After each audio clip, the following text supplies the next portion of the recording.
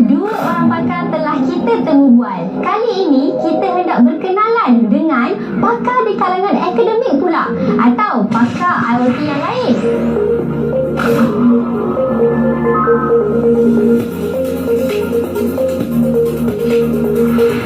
Apabila doktor ada mengatakan tentang IoT dan kita membicarakan tentang AI, apa beza IoT dan AI ni, doktor?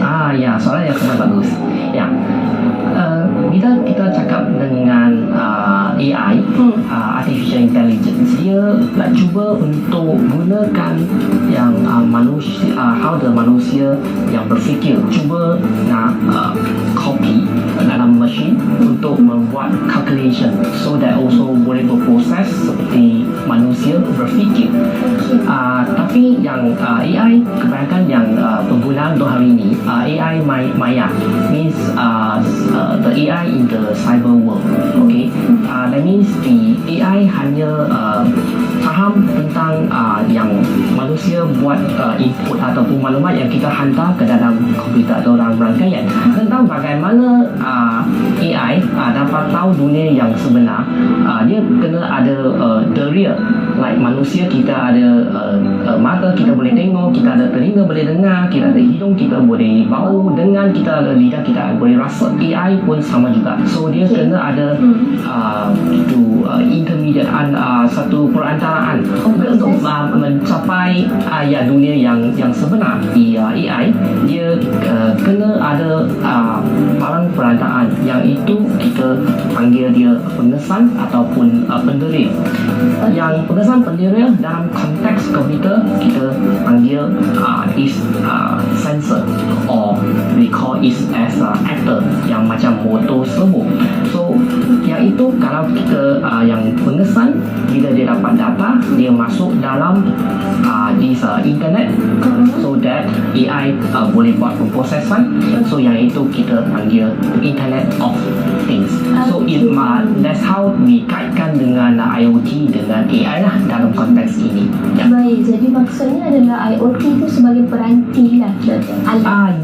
Alat untuk AI boleh tahu yang dunia yang sebenar. Ya, kalau tidak, AI dia masih dalam dunia yang maya. Ya, dia hanya tunggu manusia bagi maklumat dengan bagi input sahaja. Tapi I think one day we want, satu hari kita nak AI boleh juga bantu manusia dalam kehidupan harian. So macam mana kita nak bagi tahu AI yang dunia sebenarnya macam mana? Ya. Kalau ikutkan kefahaman saya tu, bagaimana AI nak menzahirkan maklumat melalui IoT lah. Ya, betul. Dalam dunia yang makin laju bergerak, AI bukan sekadar teknologi. Ia kini jadi sumber inspirasi baru dalam dunia seni dan industri kreatif. Dari lukisan digital ke pentas teater, dari muzik ciptaan mesin ke robot menari bersama manusia, kita sedang menyaksikan satu evolusi artistik yang luar biasa. AI boleh bantu, mencetus, mempercepat, tapi rasa, emosi dan makna itu tetap datang dari kita. Gabungan AI dan seni bukan soal siapa lebih hebat, tapi bagaimana kita dan mesin boleh bekerjasama untuk mencipta sesuatu yang lebih imaginatif, lebih ekspresif, lebih manusiawi, walaupun dibantu oleh mesin. Inilah masa depan industri kreatif, bukan menghapus tradisi, tapi mengembangkan potensi.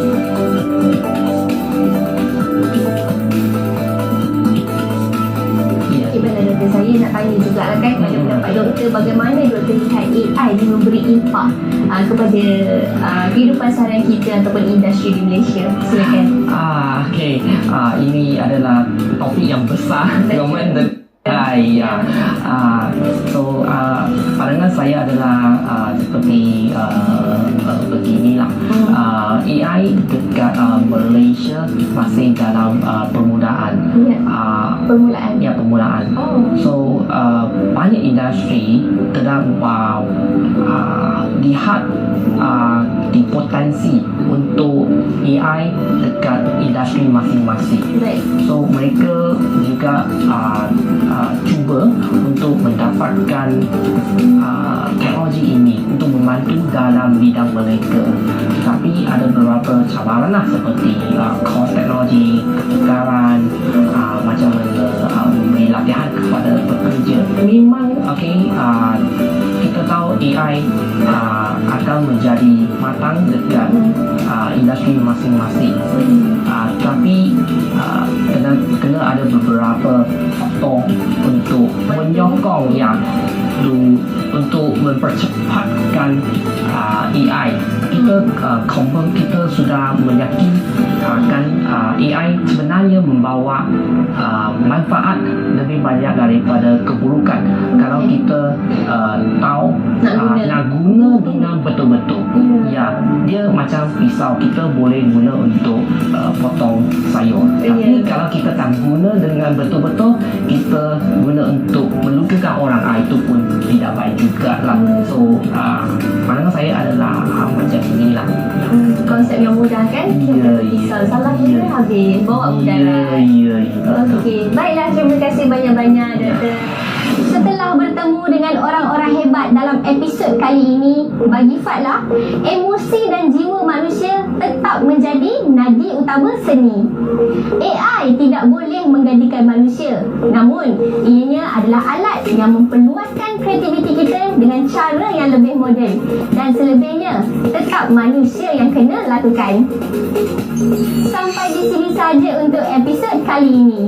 Semoga kita semua lebih kreatif, inovatif, bergandingan bersama-sama dengan AI.